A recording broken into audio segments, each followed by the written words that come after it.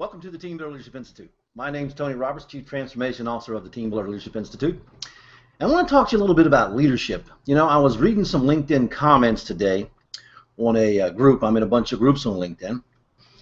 And one of the group discussions is, in these hard economic times, how do you most effectively lead people?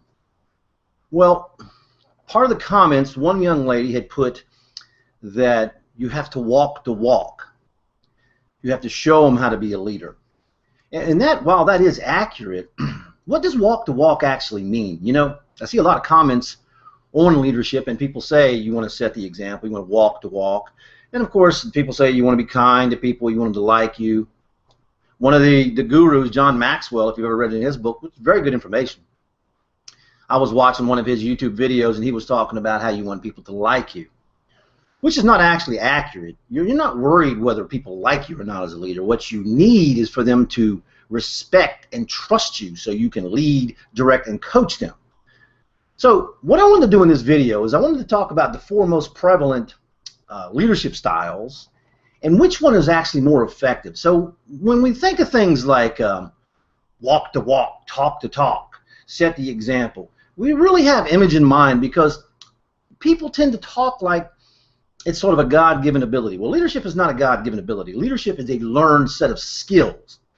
And actually, at the Team Builder Leadership Institute, we use a professional standard we have developed that when you are this leader, you are always inspiring, motivating, and directing people to success. So let me sort of outline what I mean. So I'm going to bring up a PowerPoint and show you the different leadership styles. Okay. So let's look at leadership styles, their traits, and the results you get from using those styles. All right.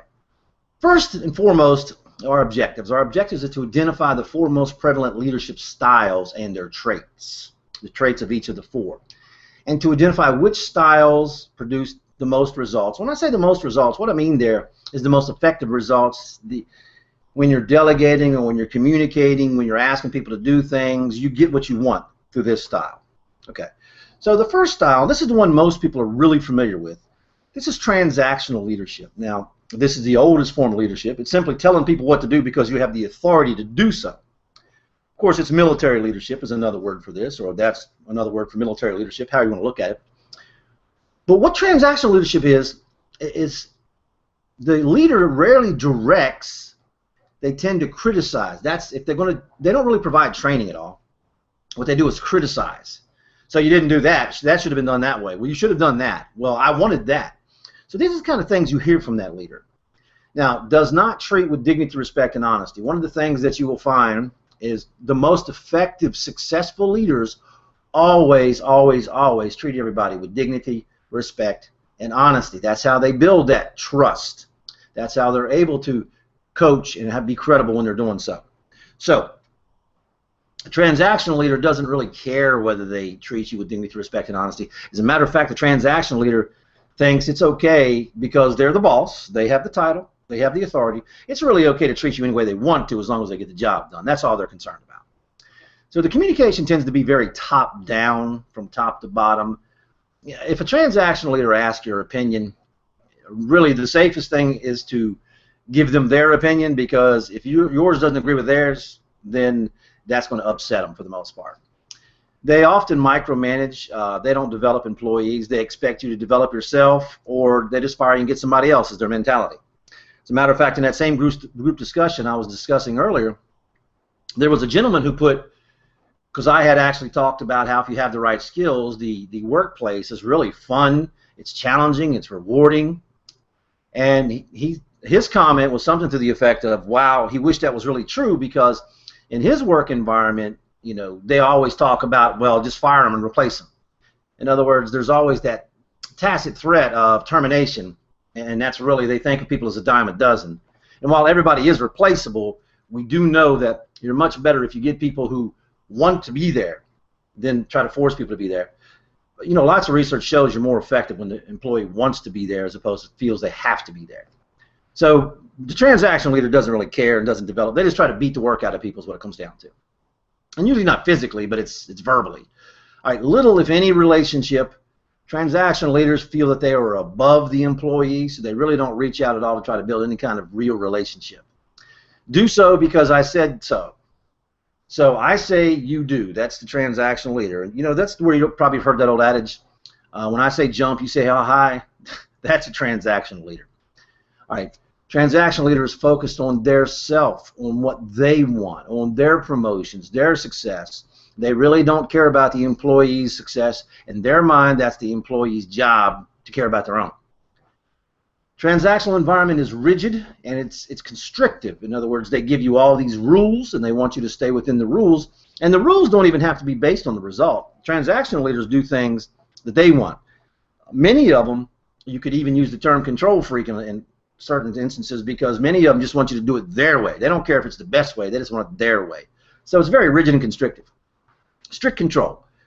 A transactional leader will raise their voice, get sarcastic, or berate you in front of other people. They don't care about embarrassing you. All they care about, and they feel they're justified, remember, is getting the work done. So it turns out to be a very negative work environment, very toxic. It's just not the kind of place you wake up and say, I'm ready to go to work today. I like work. You say, I'd rather go anywhere else but work. So it's based on authority is the bottom line of transactional leadership. Now, transformational leadership is a whole lot like transactional leadership.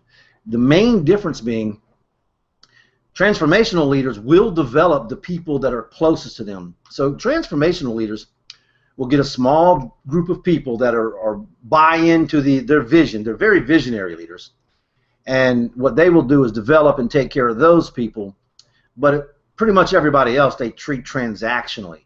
So you'll notice that, you know, it's do as I say, rarely tends to criticize, rarely directs, criticizes, environment rigid and constrictive. It's just a whole lot like transactional.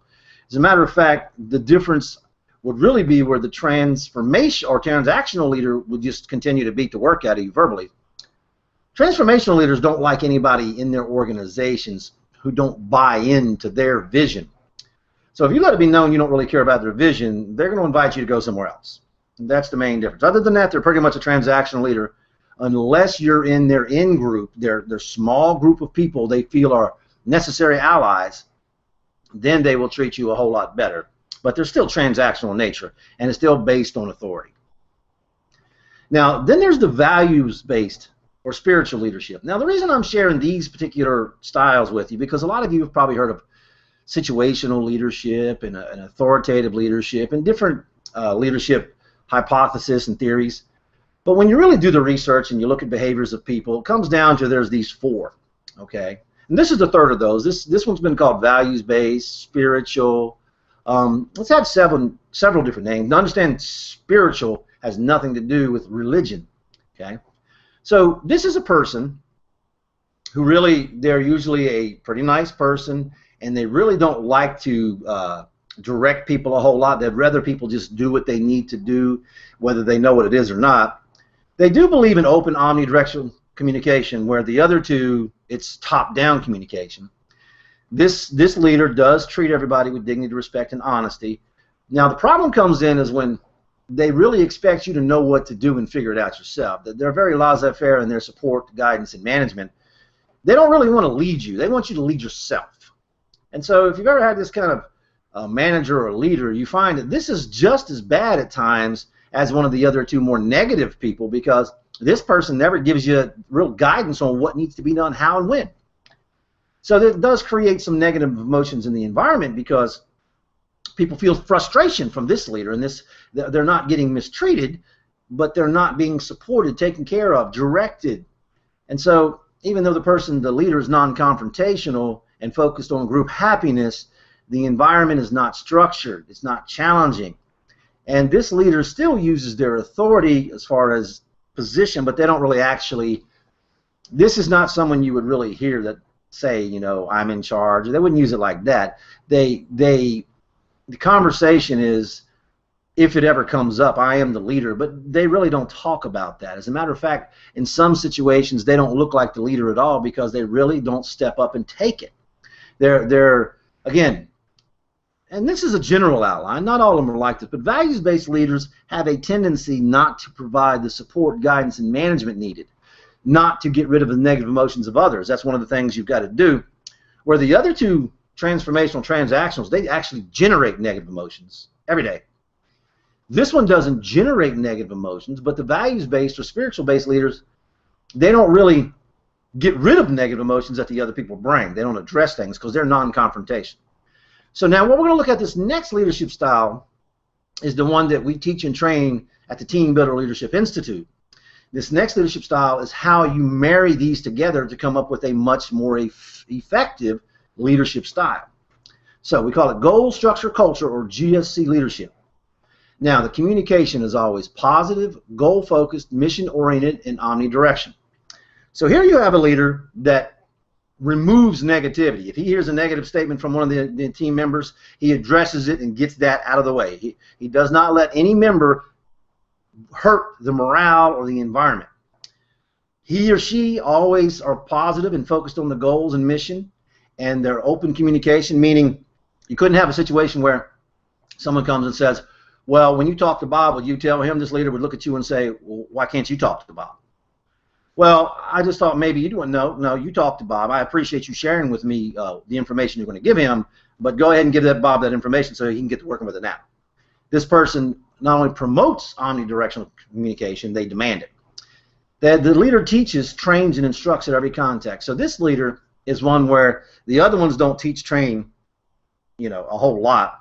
The values-based will somewhat, but in teaching someone and training, there's going to be a certain amount of confrontation, and values-based leaders generally shy away from it. The other two just don't care, transactional, transformational, so they don't really teach people. They expect you to learn on your own. So, but this person, what they do is everything that comes out of their mouth is always teaching and training everybody so they can be successful, because this leader knows that when the group's successful, the entire team, including themselves, the leader themselves, are successful. So this person develops everyone to the desired level beyond mission requirement. Meaning if an employee told this leader, well, I'd really like to be CEO of the company, then what this leader would say is, okay, I'll train you and help you get to be the absolute best you can be for what you're doing. Let's just say, for instance, sake of conversation, that this person is a widget maker. So, or let's just say they're a supervisor of widget makers. So the GSC leader would say, I will train you and mentor you and coach you so you become the absolute best leader and widget maker, leader of widget makers that you can possibly be. And then I will show you the path how you can become the CEO through acquisition of skills and building relationships and things like that. So this leader they develop you to be the best you can be at your position, and then they will help you define the path if you have aspirations beyond that. So now this leader is focused on the individual and the group's success, and they develop everyone to the desired level of mission requirement, and of course they show them the path beyond, but they're focused on all the team members and the team's interaction. This person's a catalyst for all the energy and activities of all the people to put them together into a solid stream of productivity. This person keeps team members challenged and adding skills, meaning that, as everybody knows, when you get bored in the workplace because it's no longer challenging, this is when you start, well, this is when people spend time at the water cooler talking to buddies, but they start doing things that are not necessarily positive for the organization or the individuals. So this leader knows that the best way to keep everybody they're most effective is to keep them challenged, to keep them rewarded, and keep them involved. They're always focused on the big picture and the details involved, and of course they always share those details so other people can step up and take their place as leading when they're not there. They create and maintain a harmonious work environment. This work environment is focused on the goals, what we have to do, how we're going to get this done, so how we got to do this, this, and this to get that. It's all about the organization's goals and the team goals. And they make sure each individual knows they're part of it, when and what's got to be done. So they're constantly focusing everybody on the goals in the work environment. They maintain a positive, focused work environment, meaning that everybody in the work environment is required to focus on what can be done, not what cannot, how we can do it, not how we can't. They're focused on mission accomplishment, not obstacles. They overcome those. That's what their focus is. They build team relationships, connections, and cohesion between all members.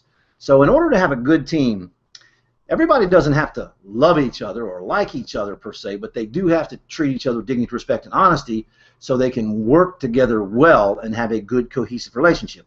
This leader ensures that everybody does that. The environment's very organized, very structured, and very supportive. This leader before someone can ask for support or help, this leader will be there with it. They use advanced interpersonal skills to elicit positive performance, meaning they know how to speak to people in a way where it generates positive reciprocity, so people want to be positive to themselves, or back to the leader themselves, as well as the rest of the team members. And they developed highly skilled and powerful leaders continuously, meaning this leader knows they're moving up, or they know that their job is to create more of them. As far as, you know, if you're a team leader and you're a GSC leader and you have developed the people on your team, let's say you've got 9 other members, and you've developed them and you have all these skills and they do now, what kind of performance will you have on that team when everybody operates to this standard?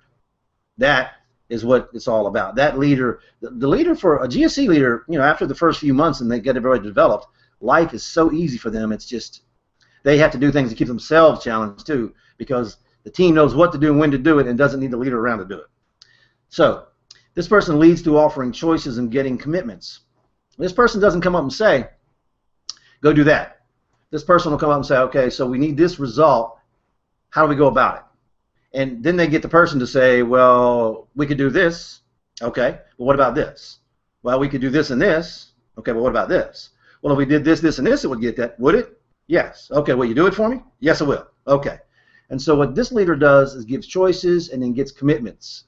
This leader builds relationships. So after a while, the person just comes up and says, hey, Tony, we got to do this. I'm going to go ahead and do it, so I'm going to do this, this, and this. And I say, okay, fantastic, thank you. And then this gives you an opportunity to give people what they crave. You know, the research shows that the most motivating factor at work is recognition. Well, when people operate this way, and the GSC leader always has the ability to recognize people for their efforts. So these are the 4 leadership styles. And this one is the one that actually produces positive, powerful results and builds a high-performing, self-managed work team all the time.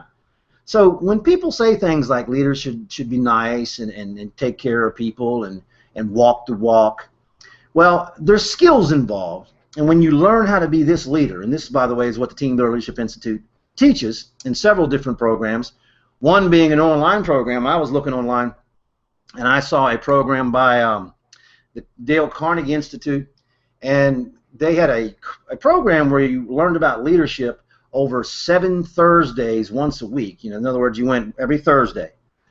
Now, and that program was $1,795. And I was surprised. Not only do you have the challenge of getting every Thursday off for 7 weeks and being like they do it in different parts of the world, so I guess you'd have to be from that area. You couldn't possibly do it. But our program is online. It has videos, it has audios, it has immersion activities to make you actually learn, and it covers so much more. It teaches you how to be this leader right here. It covers so much more than that Carnegie program. And that Carnegie program is actually more expensive than our program.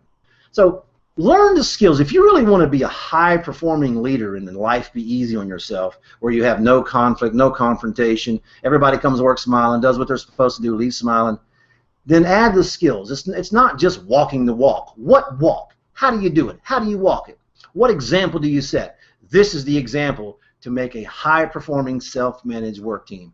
It works. I've done it for years, and it works beautifully, and it's all about skills. There is no natural-born leader. Leadership is a set of skills. So I hope this video was helpful. I hope you enjoyed the information. Visit us online at theteambuilderadrc.com. These are some of our programs listed here. Of course, our YouTube channel has all kinds of free information on leadership. Let us know what we can do for you. We look forward to meeting you. Thank you.